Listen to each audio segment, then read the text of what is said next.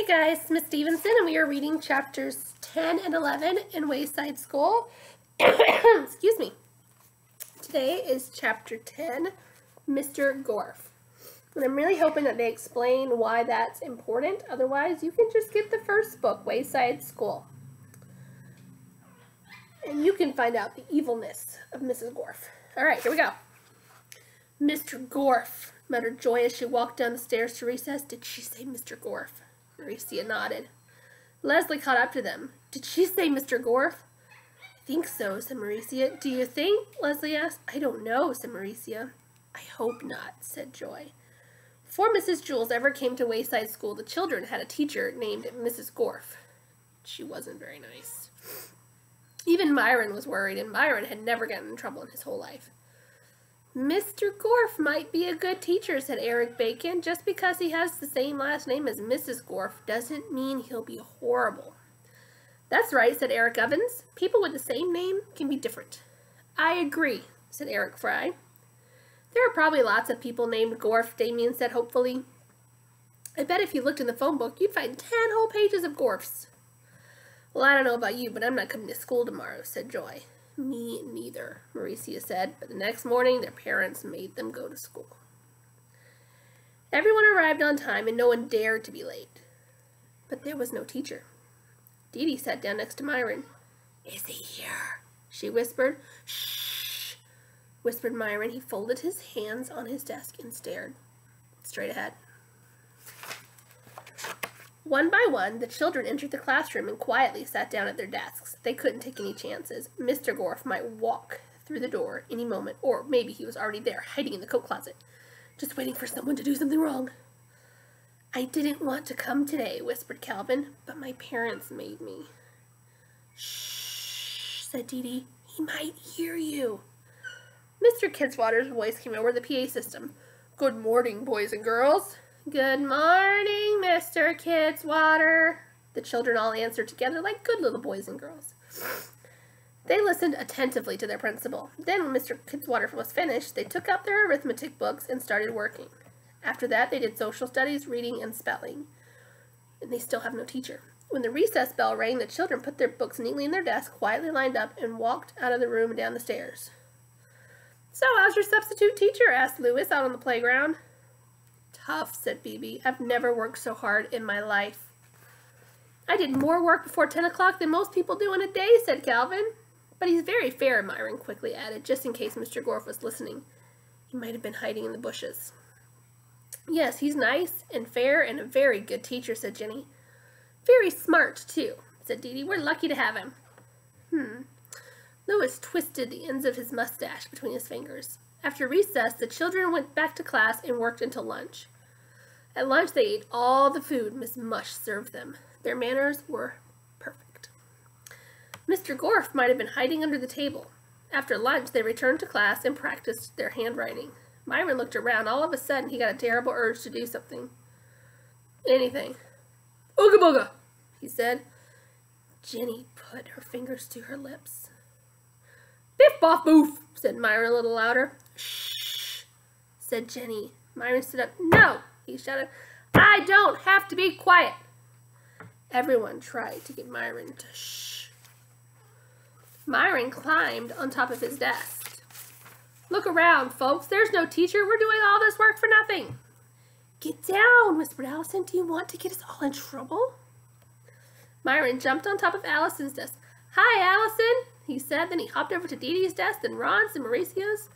Please, Myron, begged Mauricia. This is fun, said Myron. He made...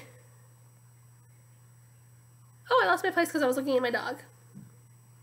He made a great leap and landed on top of the teacher's desk. Mrs. Jules had always kept a coffee can full of Tootsie Roll Pops there.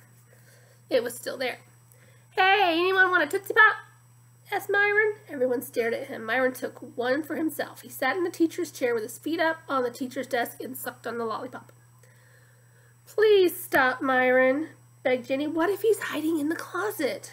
Get real, said Myron. Why would he hide in the closet? What if Mr. Gorf was married to Mrs. Gorf? Asked Allison.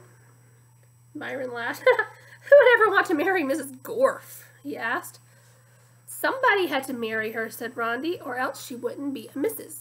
What if he loved her very much, asked Allison, and then one day she didn't come home from work and he never saw her again. He didn't know what had happened to her, but he knew she used to teach his class, so he might be hiding in the closet to find out if we're the ones who got rid of her. If I was married to Mrs. Gorf, said Jason, I'd be glad she never came home. He should thank us. Nice going, Jason, said Jenny. If he is hiding in the closet, you just told him we're the ones who got rid of his wife. Well, if I didn't, you just did, said Jason. It doesn't matter, shouted Myron, because Mr. Gorf is not hiding in the closet. Myron went to the back of the room and opened the closet door. A man stepped out. Thank you, he said. I accidentally locked myself in the closet this morning, and I've been waiting for someone to open the door. Myron swallowed his Tootsie Roll Pop, stick and all. They started out doing the right thing because they thought the teacher was there, but then they thought, there's no teacher here. And they got a little crazy and disrespectful, and then the teacher was just locked in the closet. Silly. So chapter 11, voices. They look a little uncomfortable. Do we have enough time for chapter 2? I sure hope so. Yeah, we do. My name is Mr. Gorf, said the man who stepped out of the closet, and surprising as it may seem, the children weren't afraid. It was his voice. His voice was full of comfort and wisdom, like an old leather chair in a dusty library. It didn't matter what he said. It felt good just to listen to him. Come here, baby. Come here, baby girl. And my other baby girl is on the couch. Okay. He was a handsome man with neatly combed brown hair, clean fingernails, and he carried a brown briefcase. Nobody even noticed that his nose had 3 nostrils. Since I'm going to be your teacher for the next few months, let me tell you a bit about myself. I was born in the Himalayan mountains in a town called Kathmandu. Kathmandu, said Terrence. Cool. Everyone laughed. They weren't laughing at Terrence. They were just laughing about the name of that city and the way Terrence said it. Terrence's voice was like a rusty drainpipe. Have you ever been married? Asked Allison. Allison's voice was like a cat walking across a piano. No, I'm a bachelor, said Mr. Gorf. Whew, Allison smiled, relieved. Well, that's enough about me, said Mr. Gorf. How about some of you tell me something about yourself? My name is Mac, said Mac, without raising his hand. Mac's voice was like a freight train. I built the biggest snowman you ever saw. Man, it was huge. I had to stand on a ladder to put the hat on his head. It was a stovepipe hat like Abraham Lincoln wore. But I don't know why they call it that. We have a microwave oven. Have you ever put a bag of marshmallows in the microwave oven? Man, it's like totally, ridiculously. Mr. Gorf's nostrils flared. His right nostril flared to the right. His left nostril flared to the left, and the hole in the middle seemed to get larger. Mac coughed. He tried to speak, but no words came out. Thank you, Mac, said Mr. Gorf. Anyone else? Dee Dee raised her hand. Yes, young lady, said Mr. Gorf. Dee Dee giggled. She liked the way he said, young lady. My name is Dee Dee, she said. Her voice was small but full of energy, like a super ball. I like sockers and Ninja Turtles. My favorite... Mr. Gorf's nose flared. Dee Dee lost her voice, too. Who's next? Asked Mr. Gorf. Yes, the girl in the polka dot shirt. My name's Mauricia, said Mauricia. I have 2 brothers and 1 sister. Mauricia's voice was like a pineapple milkshake. Mr. Gorf sucked up through his nose. Hey, what's going? Said Todd. Todd was silent. Look at his nose, shouted Eric Bacon. It has. Eric Bacon had nothing else to say. Nobody say anything. Jenny tried to warn. Her voice disappeared up Mr. Gorf's nose. Soon the class was quiet. Mr. Gorf's middle nostril had snorted all their voices, except for Allison. She remained silent. She knew she'd only get 1 chance to speak, and she had to wait for just the right moment. What good little boys and girls you are, said Mr. Gorf. So nice and quiet. He laughed. Of course this isn't my real voice, he said. I stole this voice from a gentleman I met in Scotland. He touched the tip of his nose. This is my voice, he squawked. If a donkey could talk, and if the donkey had a sore throat, and if it spoke with a French accent, that was Mr. Gorf's voice. It was awful. But what he said next was even more horrible than his voice. Mrs. Gorf was my mommy. They are related. The children sat frozen in their chairs, too scared to move. Suddenly, there was a knock on the door. Mr. Gorf touched his nose. Who is it? He asked in the pleasant voice he stole from the Scottish gentleman. Miss Mush, said Miss Mush from the other side of the door. I just came up to say hello and welcome you to the school. That's very nice of you, Miss Mush, said Mr. Gorf, but we're very busy right now. Maybe we can get together for tea and crumpets sometime. Oh, excuse me. Mrs. Mush giggled. That sounds lovely, she said. By the way, Mr. Gorf, are you married? No, I'm single, said Mr. Gorf. So am I, said Miss Mush. Miss Mush, shouted Allison, help! Mr. Gorf is taking... Mr. Gorf's nose flared.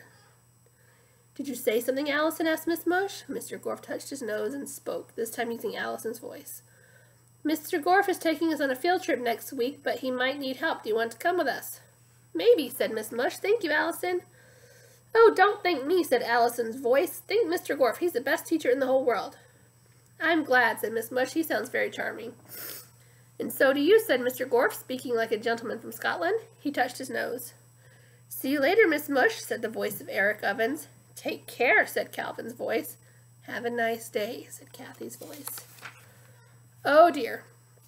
Oh, dear me. All the kids have had their voices sucked right up Mr. Gorf's nose. What are they going to do?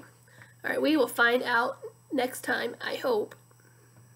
So I will see you guys tomorrow for chapters 12 and 13, I believe. I can never keep count. Yes, 12 and 13. Have a good day, guys. Bye.